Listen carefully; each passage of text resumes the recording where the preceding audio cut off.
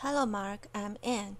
I'm in your junior speaking class, and my student number is S0241021. Now I'm going to read the article this week. TED Technology filmed May 2015, 7:15 p.m. Melissa Fleming, a boat carrying 500 refugees sunk at sea. The story of two survivors. Every day, I listen to harrowing stories of people feeling for their lives across dangerous borders and unfriendly seas. But there's one story that keeps me awake at night, and it's about Doa, a Syrian refugee, 19 years old. She was living a grisly existence in Egypt, working day wages. Her dad was constantly thinking of his thriving business back in Syria that had been blown to pieces by a bomb. And the war that drove them there was still raging in its fourth year. And the community that once welcomed them there had become wary of them. And one day, men on motorcycles tried to kidnap her. Once an aspiring student thinking only of her future, now she was scared all the time.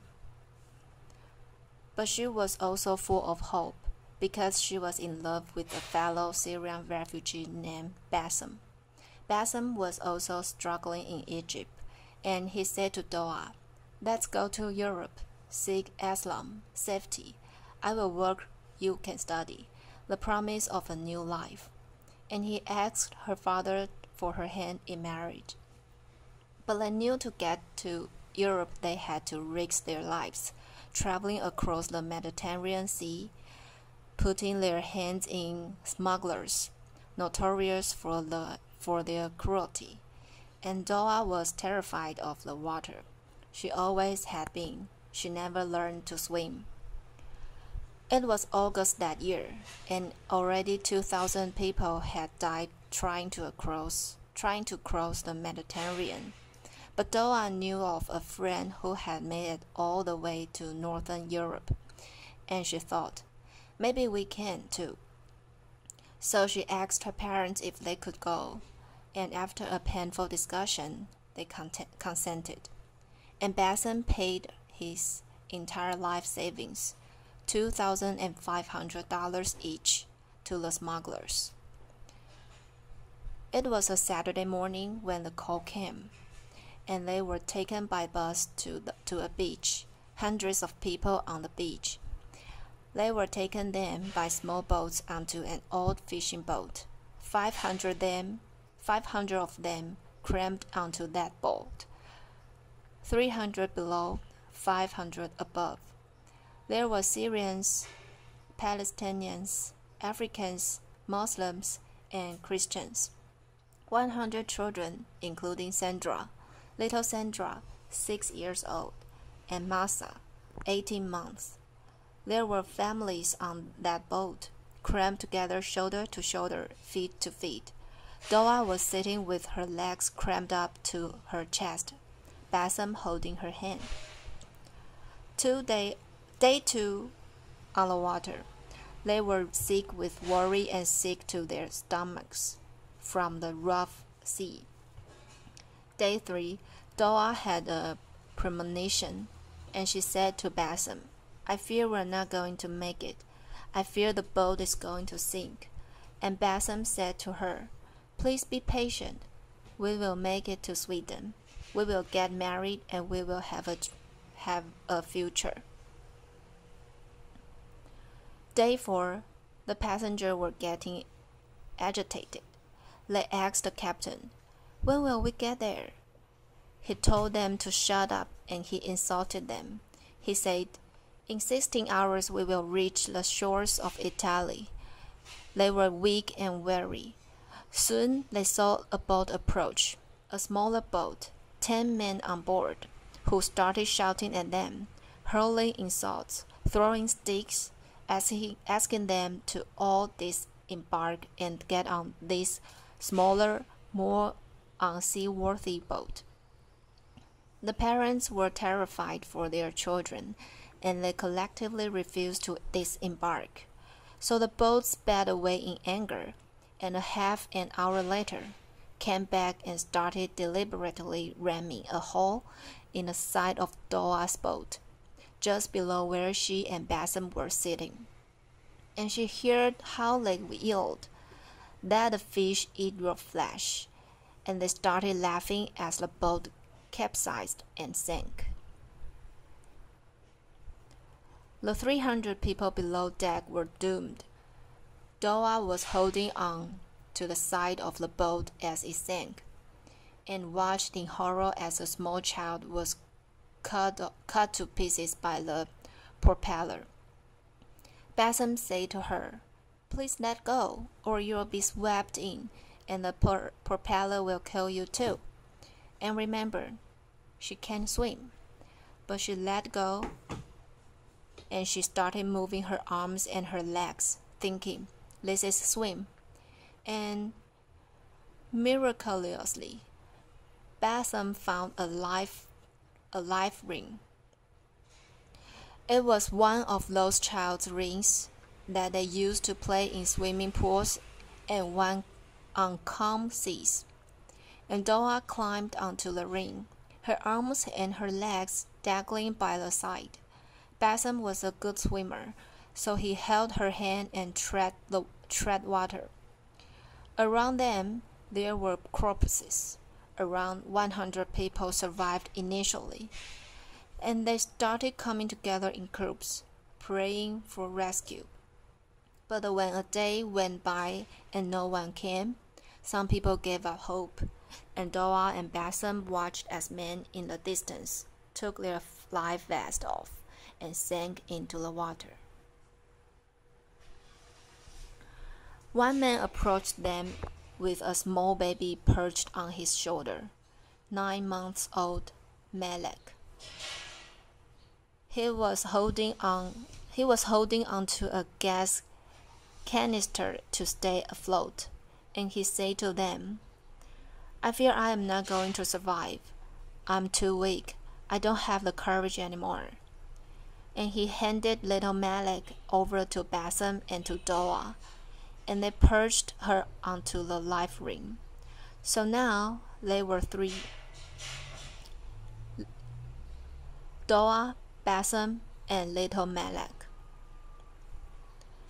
And let me take a pause in this story right here and ask the question, why do refugees like Doa take these kinds of risks?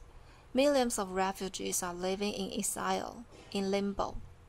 They are living in countries fleeing from a war that has been raging for 4 years.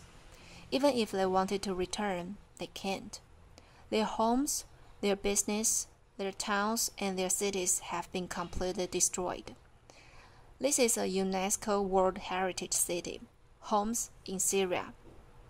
So people continue to flee into neighboring countries, and we build refugee camps for them in the desert. Hundreds of thousands of people live in camps like this, and thousands more. Millions live in towns and cities. And the communities, the neighboring countries that once welcomed them with open arms and hearts, are overwhelmed. There are simply not enough schools, water systems, sanitation. Even rich European countries could never handle such an influx without massive investment. The Syrian war has driven almost 4 million people over the borders, but over 7 million people are on the run inside the country. That means that over half the Syrian population has been forced to flee. Back to those neighboring countries hosting so many. They feel that the richer world has gone too little to support them, and days have turned into months, months into years. A refugee's stay is supposed to be temporary. Back to Doa and Bassam in the water. It was their second day, and Bassam was getting very weak. And now it was Doa's turn to say to Bassam, "My love, please hold on to hope, to our future. We will make it." And he said to her, "I'm sorry, my love, that I put you in this situation. I have never loved anyone as much as I love you."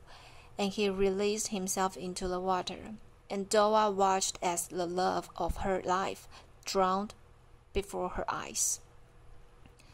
Later that day, a mother came up to Doa with her small 18-month-old daughter, Masa. This was the little girl I showed you in the picture earlier, with the life vest. Her older sister Sandra had just drowned, and her mother knew she had to do everything in her power to save her daughter. And she said to Doa, "Please take this child. Let her be part of you. I will not survive." And then she went away and drowned. So Doa, a 19-year-old refugee who was terrified of water, who couldn't swim, found herself in charge of 2 little baby kids, and they were thirsty and they were hungry and they were agitated. And she tried her best to amuse them, to sing to them, to say words to them from the Quran. Around them, the bodies were bloating and turning black. The sun was blazing during the day. At night, there was a cold moon and fog. I was very frightening. On the 4th day in the water, there is how Doa probably looked on the ring with her 2 children. A woman came on the 4th day and approached her and asked her to take another child, a little boy, just 4 years old. When Doa took the little boy and the mother drowned, she said to the sobbing child, "She just went away to find you water and food." But his heart soon stopped, and Doa had to release the little boy into the water. Later that day, she looked up into the sky with hope, because she saw 2 planes crossing in the sky, and she waved her arms, hoping they would see her, but the planes were soon gone. But that afternoon, as the sun was going down, she saw a boat, a merchant vessel, and she said, "Please God, let them rescue me." He waved her arms and she felt like she shouted for about 2 hours, and it had become dark. But finally, the searchlights found her and they extended a rope, astonished to see a woman clutching onto 2 babies. They pulled them onto the boat. They got oxygen and blankets, and a Greek helicopter came to pick them up and take them to the island of Crete. But Doa looked down and asked, "What of Malik?" And they told her the little baby did not survive. She drew her last breath in the boat's clinic. But Doa was sure that as they had been pulled up onto the rescue boat, that little baby girl had been smiling. Only 11 people survived that wreck of the 500. There was never an international investigation into what happened. There were some media reports about mass murder at sea, a terrible tragedy. But that was only for 1 day, and then the news cycle moved on. Meanwhile, in a pediatric hospital on Crete, little Masa was on the edge of death. She was really dehydrated. Her kidneys were failing. Her glucose levels were dangerously low. The doctors did everything in her medical power to save them, and the Greek nurses never left her side, holding her, hugging her, singing her words. My colleagues also visited and said pretty words to her in Arabic. Amazingly, little Masa survived. And soon the Greek press started reporting about the miracle baby, who had survived for days in the water without food or anything to drink, and efforts to adapt her came from all over the country. And meanwhile, Doa was in another hospital on Crete. Thin, dehydrated, an Egyptian family took her into their homes as soon as she was released.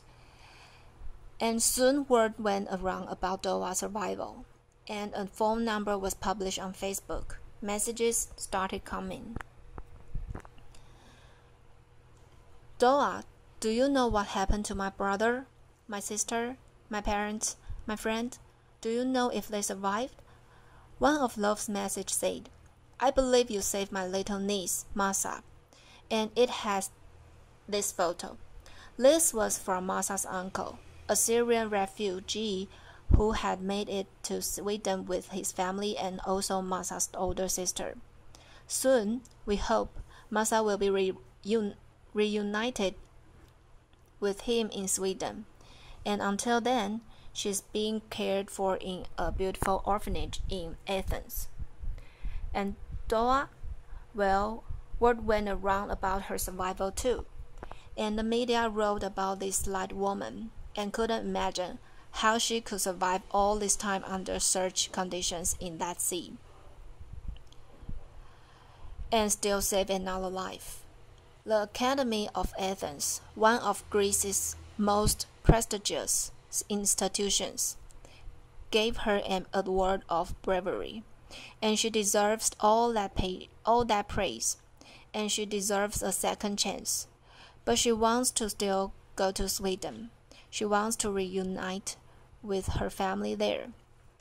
She wants to bring her mother and her father and her younger siblings away from Egypt there as well, and I believe she will succeed.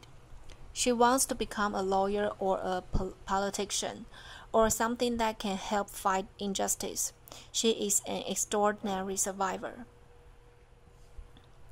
But I have to ask, what if she didn't have to take that risk? Why did she have to go through all that? Why wasn't there a legal way for her to study in Europe? Why couldn't Masa have taken an airplane to Sweden? Why couldn't Bassem have found work? Why is there no massive resettlement program for Syrian refugees, the victims of the worst war of our times? The world did this for the Vietnamese in the 1970s. Why not now? Why is there so little investment in the neighboring countries hosting so many refugees? And why, the root question, is so little being done to stop the wars, the persecution, and the poverty that is driving so many people to the shores of Europe? Until these issues are resolved, people will continue to take to the seas and to seek safety and asylum. And what happens next? Well, that is largely Europe's choice, and I understand the public fears. People are worried about their security, their economies, and changes of culture. But is that more important than saving human lives? Because there is something fundamental here that I think overrides the rest, and it is about our common humanity. No person fleeing war or persecution should have to die across a sea to reach safety. Applause. One thing is for sure, that no refugee would be on those dangerous boats if they could thrive where they are, and no migrant would take that dangerous journey if they had enough food for themselves and their children. And no one would put their life savings in the hands of those notorious smugglers if there was a legal way to immigrate. So on behalf of little Masa and on behalf of Doa and of Bassem, and of those 500 people who drowned with them, can we make sure that they did not die in vain? Could we be inspired by what happened and take a stand for a world in which every life matters? Thank you. Applause. Okay, I'm finished the article. Thank you for listening. Bye bye, Mark.